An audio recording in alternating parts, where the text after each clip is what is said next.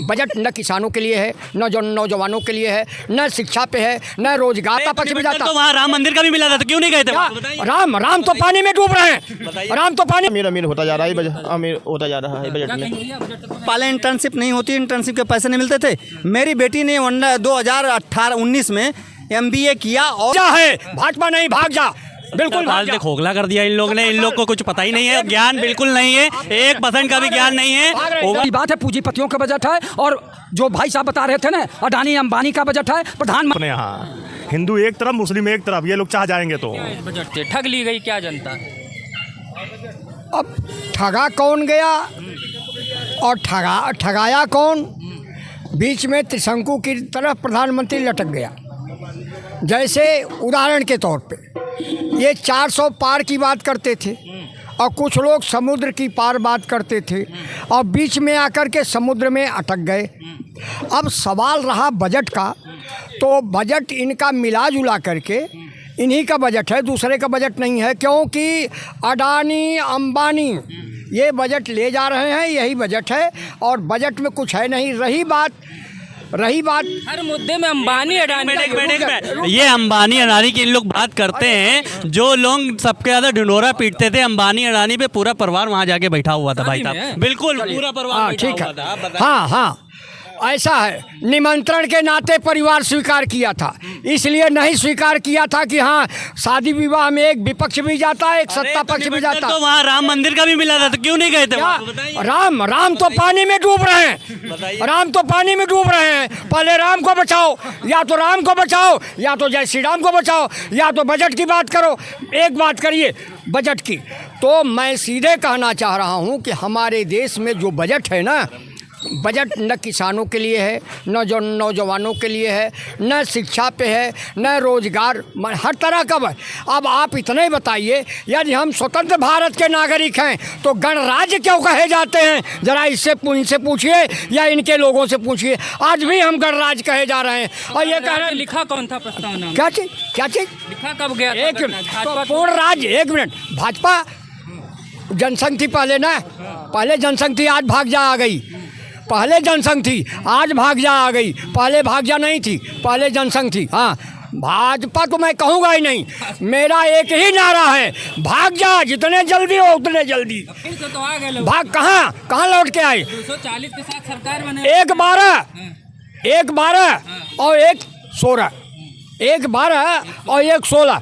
आप ये बताइए, इनके साथ जितने भी गठबंधन थे सब धराशायी हो गए। केवल ठगबंधन का एक व्यक्ति जीती, वो कौन? अकेले। कौन आई? जब ज़्यादा हुर्रेटा गया तब आई मिर्ज़ापुर की सीट, अकेले बची वो, और कोई नहीं। अब तो इनको नया सहारा लेना था, इसलिए एक 12 आए। चौधरी भी तो पाए हैं, RLD वाले भी। ऐसा है, जयंत चौधरी की चर्चा मत करिए। एक चौधरी चरण सिंह थे, वो महान थे, लेकिन इनके जो पुत्र हैं, पुत्र के पुत्र, पहले अजीत का नाम, ये तो वही है, सरकार में बराबर रहना चाहते हैं, और वो उसके बाद जयंत जी आ गए। सत्ता के लिए गए वहाँ। हाँ, सत्ता ही नहीं, ये अपने दादा माने चौधरी चरण सिंह को जब जो है ये कोई चिन्ह दिया, उसके बाद उसी में चले गए। भारत रत्न जो भी दिया उस पे ये नकली मान करके चले गए।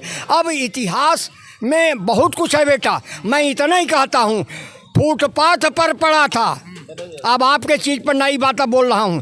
फुटपाथ पर पड़ा था, भूख से मरा था। ये जनसंघ और बीजेपी की बात बता रहा हूँ। फुटपाथ पर पड़ा था, भूख से मरा था, कपड़ा उठा के देखा तो पेट पे लिखा था, सारे जहाँ से अच्छा हिंदुस्तां हमारा, हम बुलबुलें हैं इसकी, यह गुलिस्तां हमारा, इसीलिए देश को खा रहे हैं। तो इसका सारा जिम्मेदार भाजपा है क्या?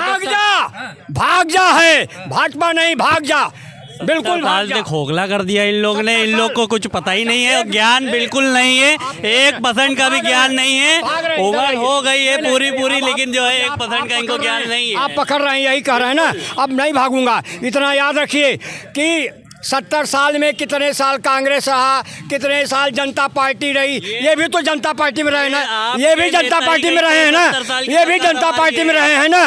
भले अडवाणी आज नहीं है, आज भले अडवाणी नहीं है, ये अडवाणी रहे हैं ना। ये नई भाजपा है कह रहे हैं, नई भाजपा। नहीं देखिए कोई भी भाजपा हो 11 साल से ये सत्ता में है, इनके सभी बजटों को देख लिया गया। वही प्रधानमंत्री, वही वित्त मंत्री, वही गृह मंत्री, वही रक्षा मंत्री। तो बजट में और क्या है? जनता को हमेशा जो है लालीपाप दी गई है। और ये पूंजीपतियों का बजट है, जनहित का बजट नहीं है, गरीबों का बजट नहीं है। सीधी सी बात है, पूंजीपतियों का बजट है। और जो भाई साहब बता रहे थे ना, अडानी अंबानी का बजट है। प्रधानमंत्री जी केवल कहते हैं हम गरीब के बेटे हैं, हम चाय बेचने वाले के बेटे हैं, हम पिछड़ी जात के बेटे हैं, लेकिन उनको कितना दिए हैं? आप बताइए, आधी आबादी महिला है। आप गैस सिलेंडर का दाम कितना कम किए हैं? क्या 500 में गैस सिलेंडर मिलेगा? चाय वाले जो है, चाय वाले को भूल गए क्या? चाय वाले प्रधानमंत्री जी अपने आप को चाय वाले कहने वाले, क्या इन जो गरीब ठेला वाले, चाय वाले हैं, फल वाले, इनको भूल गए क्या? उनके लिए बजट में कुछ नहीं। ये निश्चित तौर पर जब आदमी जहाँ से उठता उस चीज़ को भूल ही जाता है। अगर कोई खानदानी व्यक्ति होगा और वो नीचे गिरेगा तो अपने पीछे के खानदान को याद करेगा, लेकिन अगर कोई दरिद्र व्यक्ति होगा वो ऊपर उठ जाएगा तो क्या देखेगा? दरिद्रता ही तो देखेगा ना, उसके अंदर से मानसिकताएं नहीं जाती हैं कभी भी। तो जो प्रधानमंत्री कौशल विकास योजना पर 1.40 करोड़ रुपए खर्च कर रहे हैं, लाख करोड़ खर्च कर रहे हैं, हमने 25 लाख लोगों से उस पर जब जोड़ा, गुणनफल किया, तो पता लगा एक कौशल विकास वाले को 58,000 रुपये व्यापार करने के लिए रुपये मिलेगा। 58,000 रुपये में नंगा क्या नहाएगा कि निचोड़ेगा? आप बताएं कौन सा बिजनेस 58,000 रुपये में होता है? कोई ऐसा दुकान क्या? एक ठेला भी बनवाने जाएंगे तो भाई साहब 2 लाख 2.5 लाख रुपये ठेला बनवाने में लगता है। कहाँ से बिजनेस करेगा? ये बड़ा हास्यास्पद है। दूसरी बात, 10 साल से योजनाएं चल रही हैं, प्रधानमंत्री कौशल विकास योजना। आज तक मैं ये नहीं जान पाया प्रधानमंत्री कौशल विकास योजना का सर्टिफिकेट इशू कहाँ करता है, कौन विभाग करता है, कौन यूनिवर्सिटी उसको करती है, कैसी ट्रेनिंग उसको मिलती है। एक बच्चे पर एक दिन का 1,000 रुपये खर्च दिया जाता है प्रधानमंत्री कौशल विकास योजना पर, और एक बच्चे को एक कप चाय और एक बिस्किट भी 1.5 रुपये का नहीं मिलता है। ये बड़े ताज्जुब की बात हो। पैसा कौन ले जाता है? कौन ऐसे लोग हैं जो ट्रेनिंग दे रहे हैं, सरकार का ठेका ले हैं प्रधानमंत्री कौशल विकास योजना का, और उस पर वो पैसा कहाँ जा रहा है? वो आदमी कौन है? कहाँ उसका स्कूल है? कहाँ उसकी संस्थाएं हैं जहाँ स्टार्टअप के लिए जो है जो लोन दिया जाएगा उसको बढ़ा रहे हैं, उसको बढ़ाएंगे, इंटर्नशिप कराएंगे, युवाओं को रोजगार मिलेगा। ये पहली बार नौकरी मिलने में 3 बार 15-15 हज़ार। क्या इससे पहले इंटर्नशिप नहीं होती? इंटर्नशिप के पैसे नहीं मिलते थे? मेरी बेटी ने 2018-19 में MBA किया और उसमें भारतीय स्टेट बैंक में उसने इंटर्नशिप की, और 45 दिन के इंटर्नशिप के लिए 58,000 रुपये दिया। तो बताओ 5,000 महत्वपूर्ण है, 58,000 देना चाहिए। ये बात आती है। 5,000 रुपये में अगर 40 दिन कोई आदमी करेगा तो 7,500 हो जाएगा उसका। 7,500 में नंगा क्या नहाएगा कि नहीं छोड़ेगा भाई? कौन सा इंटर्नशिप? राहुल गांधी की योजना चुरा ली आप लोग, इंटर्नशिप वाली। वही तो कह रहे थे अपने घोषणा पत्र में, वही चीज़ आप ला के। वो तो खटाखट 8,500 भी दे रहे थे, काहे नहीं दे पाए? लाइन लगी तो थी। सरकार कहाँ बनी? अरे फिर वही चीज़ें जहाँ जहाँ बनी वहाँ देना, क्यों नहीं दे रहे? वहाँ देना चाहिए। और राष्ट्रीय स्तर का चुनाव था, राज्य का सुन लीजिए, मुद्दा एक ही नहीं है, मुद्दा बहुत से हैं। विपक्ष का काम है सिर्फ हल्ला बोल, तो हल्ला मचाएंगे, उनके कहने से कुछ भी नहीं होने वाला है। सरकार बन गई है भारतीय जनता पार्टी की। ऐसा है, ये जो कह रहे हैं कि विपक्ष हल्ला मचाएगी, विपक्ष हल्ला नहीं, विपक्ष की तो आपने सुन ली, और विपक्ष क्या तो आपने सब कुछ किया। अभी एक विपक्ष का बाकी है, क्या? लाई सटासट, लाई सटासट, लाई सटासट, लाई सटासट, अभी ये बाकी है, यही होना है। हाँ, बजट नहीं, क्या दिक्कत है बजट में? बजट में गरीबों के लिए कुछ नहीं है। हाँ, गरीबों के लिए कुछ नहीं, गरीबों के लिए कुछ नहीं, सब अमीर के लिए है कुल। नहीं तो हमारा बजट जो है मिडिल क्लास में सरकार की हस्तक्षेप को कम करने के लिए है, किसी में बढ़ावा देने के लिए, रोजगार में बढ़ावा देने के लिए। पूंजीपतियों का बजट है, हम लोगों का कुछ नहीं। गरीबों के लिए गरीब होता जा रहा है, अमीर होता जा रहा है, अमीर होता जा रहा है बजट में। बजट से खुश है नहीं? तो पूरी दुनिया देख रहा है भैया, पूरा देश देख रहा है, खुश है कि नहीं खुश है भाई? आप लोगों को क्या लगता है इनका पहला बजट कैसा रहा? इनका तो तीसरी काल, दूसरी काल और पहला काल का जितने भी बजट इनका आया है सब इनका फेल हो गया है, शुरू से लेके आखिरी तक है। यानी कि जो विपक्ष कह रहा था उनकी बातों को पहले न मान के अब मानना शुरू कर दिया क्या? अरे विपक्ष ने भी तो ये भी कहा था कि जो अभी इधर जो दुकानों पे जब जो नेम प्लेट और ये सब जो लगाए जा रहे थे, ये भी तो विपक्ष वाले कह रहे थे। और देखिए कल हाईकोर्ट ने क्या कह दिया तुरंत, मतलब सुप्रीम कोर्ट ने नेम प्लेट नहीं लगेगी, अभी अंतरिम रोक लगा दी 26 जुलाई। अरे भैया ये 2, 4, 5 साल और रह जाएंगे ना तो यहाँ हिंदू मुस्लिम का एक यहाँ देश बन जाएगा अपने यहाँ।